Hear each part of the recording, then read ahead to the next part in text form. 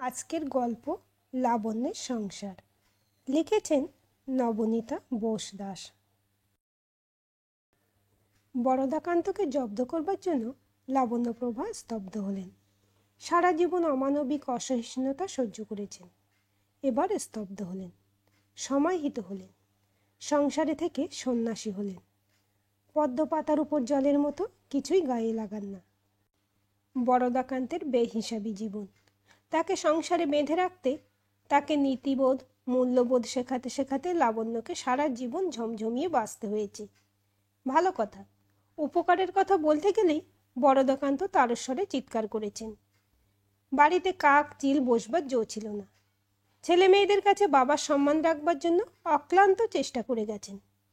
এখন আর কিছুই করেন না। লাবণ্যর কেমন একটা বোধোদয় হয়েছে, যে যেমন সংসার তাকে তেমন করেই চিনুক। শাক দিয়ে মাছ ঢাকতে গিয়ে তিনি নিজের জীবন অতিষ্ঠ করে তুলেছেন। এখন তিনি কোনো কিছুতেই মাথা গালান না। মেয়ের বিয়ে দিয়েছেন, সে নিজের সংসারে থিতু। 2 ছেলে বউ বাচ্চা নিয়ে বাইরে থাকে, 2-4 মাস অন্তর আসে থাকে। সারা জীবন সংসারটাকে সার বলে জেনেছেন লাবণ্য। ছেলে মেয়েদের ন্যায় নীতি শিখিয়ে বড় করেছেন। তারা মাকে দেবীজ্ঞানে শ্রদ্ধা করে। লাবণ্যর এ এক মহাপ্রাপ্তি। বরদাকান্তকে লাবণ্য কোনোদিনই খুশি করতে পারেননি। এমনকি 37 বছর রান্না করবার পরেও বা 37 বছরে একটা রান্নাতেও বড়দা টেস্ট পাননি। কোনোদিনই নুন ঝালের ব্যালেন্স পাননি। বাড়ির বাকি সদস্যদের কাছে কিন্তু স্পেশাল পছন্দের মেনু কার্ড আছে। আজকাল ছেলে মেয়েরা বাড়িতে আসবার আগে যখন তাদের পছন্দের খাবারটা বানিয়ে রাখতে বলে, তখন মনে মনে তৃপ্ত হন লাবণ্যপ্রভা। আজকাল ভগবানের মতি হয়েছে লাবণ্যর। মতি বরাবরই ছিল, এখন সংসার থেকে সরে থাকবার অজুহাত বানিয়েছেন ঈশ্বরকে। বরদাকান্ত আজকাল বেরোবার মুখে আর লাবণ্যের দেখা পান না। প্রয়োজনীয় যাবতীয় হাতের কাছে গুছিয়ে রেখে মায় পানটুকু লাবণ্য ঠাকুর ঘরে ঢুকে যান। খুব প্রয়োজনে বড়দা ডাকতে এলে লাবণ্য ইশারায় কথা বলতে বারণ করেন। ছেলে মেয়েরা বাড়িতে এলে বাড়িটা সরগরম হয়ে ওঠে। বাকি সময়টা বাড়িটা নিস্তব্ধ নীরবতা মাপতে থাকে। লাবণ্য আজকাল কথা কম বলেন, প্রয়োজনীয় কথার উত্তর দেন শুধু। এমন পরিবর্তিত পরিস্থিতিতে বরদাকান্ত প্রথমে খুব খুশি হয়েছিলেন। কিছুতেই লাবণ্যের হেলদোল নেই। আহা, কি আনন্দ! কিন্তু কিছুদিন পর থেকেই তা গলায় চেপে বসতে লাগলো, যেন মৃত্যুকালীন নিস্তব্ধতা। ইচ্ছে করেই লাবণ্যের অপছন্দের কাজগুলো বেশি করে করতে শুরু করলেন। দেরি করে বাড়ি ফেরা। কদিন বিষয়টা ঘটতেই একদিন লাবণ্য হাতে সদর দরজার চাবি ধরিয়ে দিলেন। বড্ড ঘুম পেয়ে যায়, তুমি সাবধানে ঢুকে যেও, বেশি আওয়াজ করো না, টেবিলে খাবার ঢাকা দিয়ে রাখবোক্ষণ। বরদাকান্ত বিস্মিত। মদ্যপানেও এখন লাবণ্য বারণ করেন না। সে রাতে বাধা না পাবার দুঃখেই বড়দা একটু বেশি সেবন করে ফেলেন। লাবণ্য নিজের ঘরে দৌড় দেন। সকালে পুজো আচ্চা সেরে ঘরে যখন ধূপ দেখাচ্ছেন, তখন আমতা আমতা করে বড়দা বলতে গেলেন, আসলে একটু বেশি হয়ে গেছে।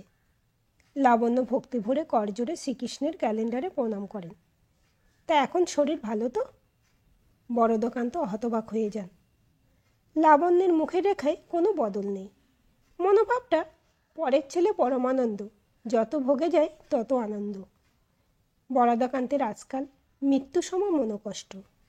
এত তো সামত করা বউ, যে কিনা বরদাকান্তর ভয়ে জড়সড় হয়ে থাকতো, আর চুন থেকে পানটুকু খসলেই দোদণ্ড প্রতাপশালী জমিদারের মতো বাড়ি কাঁপিয়ে তুলতো বরদাকান্ত। সে রাজার তো গেল কই? বড়দার হাজার দাপাদাপিতেও লাবণ্য শান্ত। কোনো বিরক্তি নেই, কোনো উত্তর নেই। সময় মতো খাবার পরিবেশন। অনেক খাবারই জঘন্য বলে রিজেক্ট করেছে বড়দা। লাবণ্য হয় অন্য খাবার এনে দিচ্ছে, না হলে সামনে থেকে সরে যাচ্ছে। এবার বড় ছেলে এলে লাবণ্য একটা রান্নার লোকের কথা বলেছে। বুবুন, আমি তো রোজগার করি না, তোকে যোগ্য করেছি, বাড়ির জন্য একটা রান্নার লোক ঠিক করে যা, বেতনটা তুই পাঠিয়ে দিবি। ছেলে মায়ের এইটুকু আবদারে একদম আপ্লুত হয়ে গেছে। বুবুন জানে মায়ের বেশিরভাগ সময় রান্নাঘরেই কাটে, তবুও বাবাকে কখনো খুশি করতে পারেনি। অথচ মায়ের হাতে রান্নায় ওরা ভাই বোনেরা অতিমাত্রায় খুশি। আজকাল লাবণ্য সকালে স্নান সেরে ঠাকুর ঘরে যাবার আগে বড়দাকে বলে যায়, আমার তো ঠাকুর ঘরে দেরি হয়ে যায়, তুমি যেমনটা খেতে চাও তেমন বাজার সেরে রাঁধুনিকে বুঝিয়ে দিও, কেমন? বড়দা রাঁধুনির রান্না মুখে রোচে না, মনে মনে লাবণ্যের রান্না মিস করেন।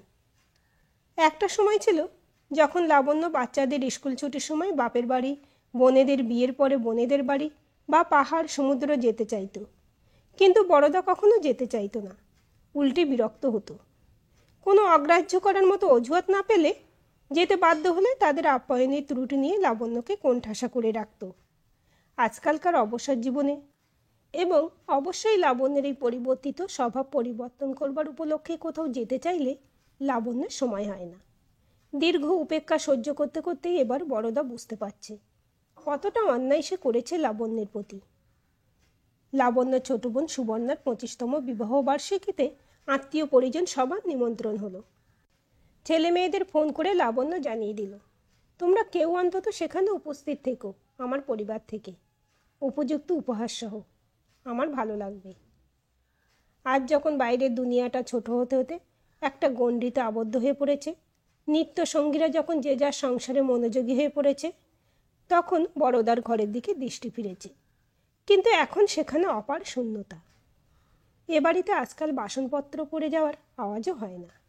ঠাকুর ঘরে উঁকি দিলে দেখা যায় লাবণ্য দুলে দুলে বই পড়ছে, মুখে আওয়াজ নেই।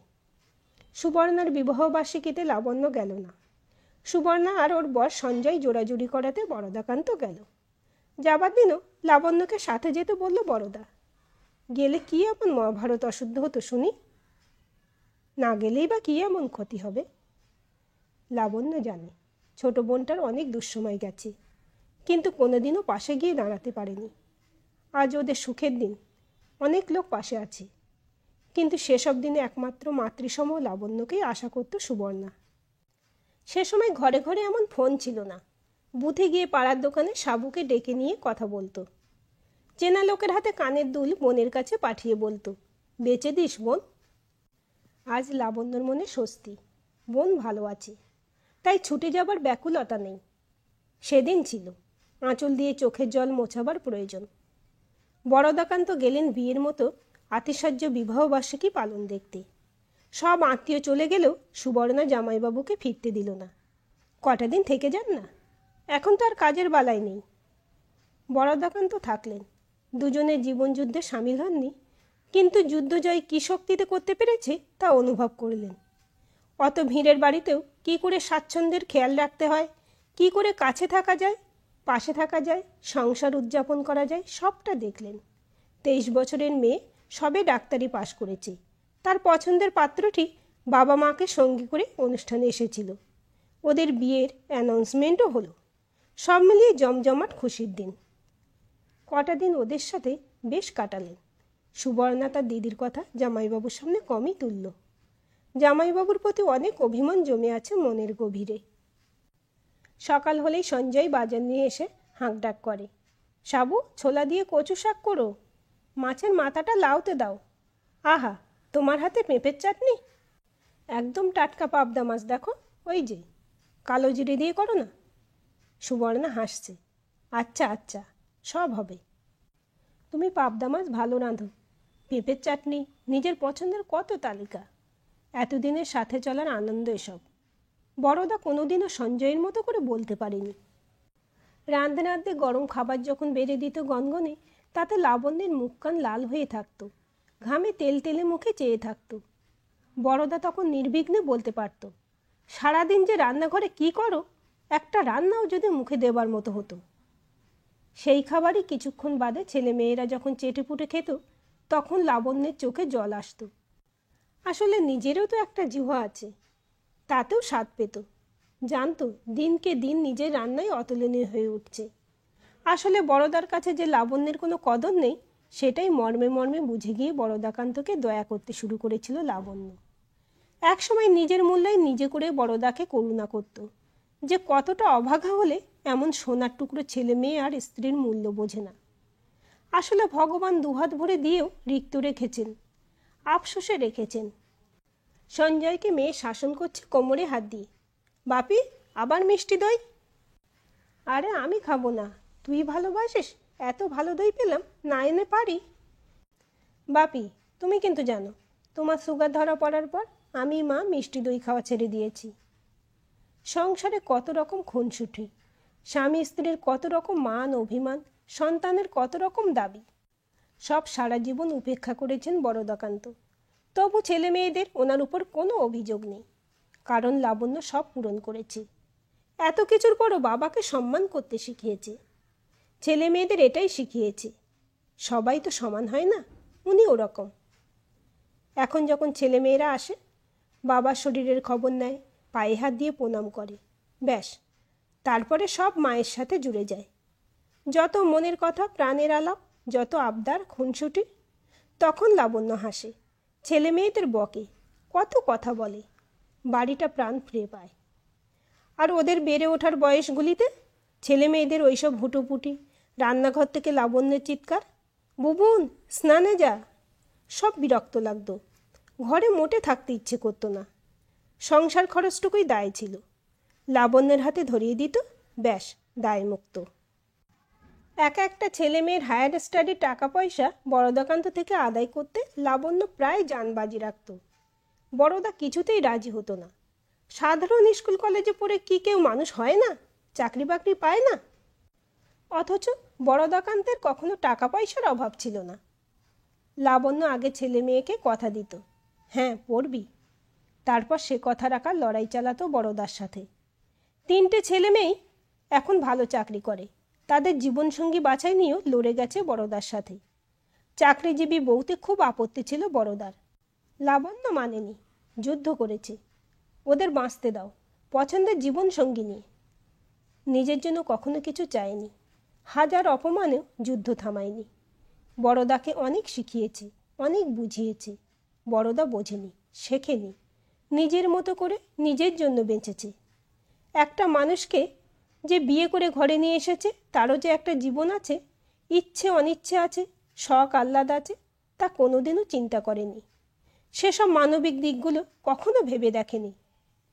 লাবণ্য এখন ছেলের বউদের পরামর্শ দেন, মা বাবা নিজের পায়ে দাঁড়াতে শিখিয়েছেন, ওনাদের খেয়াল রাখবে, মেয়ে বলে কর্তব্য করবে না, তা যেন না হয়।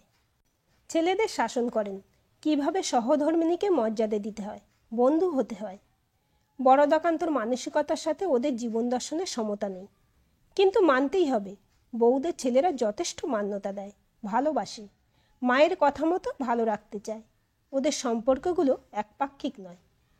বরদাকান্ত সংসার লাবণ্য একা টিকিয়ে রেখেছিল। লাবণ্য ভেঙে দিলেই ভেঙে যেত।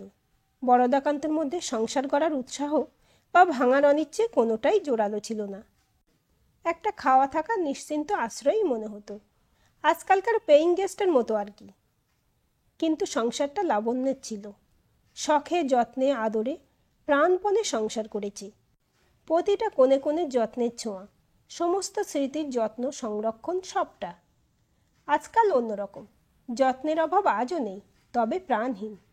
বরদাকান্ত কিছুটা রঙিন মানুষও বটে, সঙ্গোপনে 2-1টা সম্পর্ক মাঝে মাঝে লালন করেছেন, তবে সেসবও বেশি দিন টেকেনি।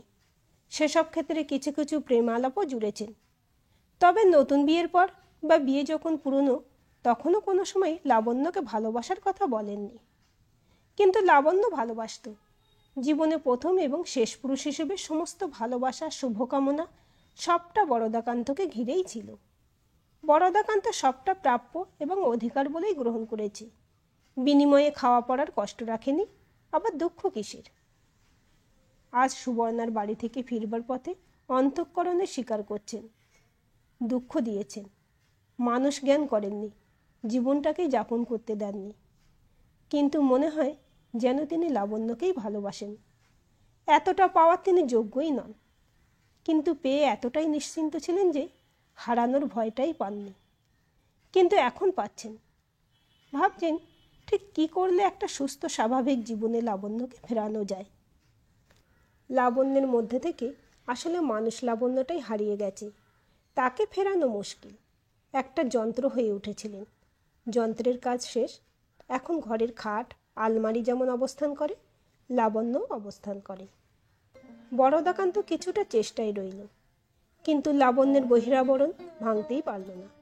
এতটা সংকোচ নিয়ে কতটা কাছে যাওয়া যায়, পারল না বরদাকান্ত। সুবর্ণা সঞ্জয়ের মতো সহবাস এ জন্মে আর সম্ভব নয়। সহাবস্থানটুকু যেন বহমান থাকে। আজকের এই গল্পটি আপনাদের কেমন লাগলো কমেন্ট করে জানাবেন। ভালো লাগলে অবশ্যই একটা লাইক দেবেন আর চ্যানেলটি সাবস্ক্রাইব করে সাথে থাকবেন।